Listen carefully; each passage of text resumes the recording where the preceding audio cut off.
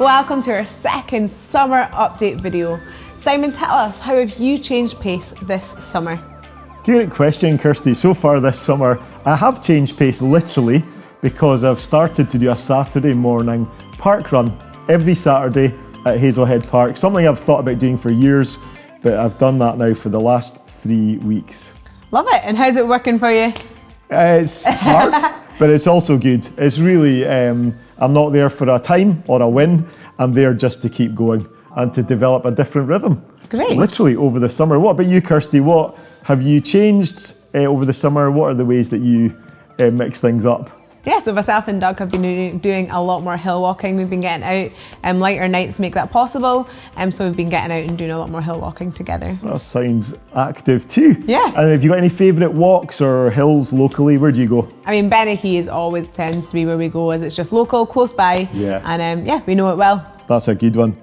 So Kirsty, over this last few weeks, we've had a big call out for the church, a call to action to come and clean, to clear out. What's that about? Why have we been doing that? We want to make sure that this building that God has so amazingly gifted us is used to its full potential and full purposes. And so we felt it was right to call the whole church family. We are a family. We wanted to gather together to clean and just declutter what was no longer working, what was broken out of our buildings, so that we can bless others and so that we can use this building that God has given us for His glory and so that it can be used for its full potential. Yeah, I love that. Thank you to all of you who came last weekend to help us clear, wipe, dust, bleach, shred, just really, really honour the Lord with this gift of a facility He has given us. Kirsty, what's your favourite part of the building? Like what is such a blessing for you? What part of this gift do you notice God's at work in? I love the foyer because it's so bright, there's so many windows, and I think this is a space where we gather the most, whether it's staff having lunch together, mainly music mums having tea and coffee together, or here on a Sunday after the service. I just love that it's a space where we can gather together, round tables, which I think is really important as well. Yeah, sounds great. So many people comment when they come through the doors as a visitor, stranger, newcomer, or just someone who knows us well, that this feels like coming home. I've heard people use that phrase for years now. And 4 years ago, you'll remember, folks, that God gave us a prophetic invitation just before lockdown as we finished our renewal project here in the building of welcome home.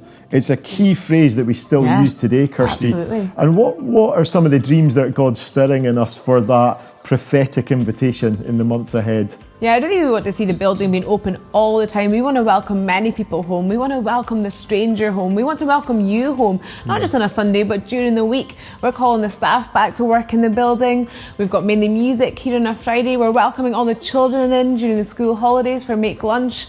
And so, we want to welcome everyone home to this building. But Simon, tell us, what makes it a home? What makes this building a home? That's a great question.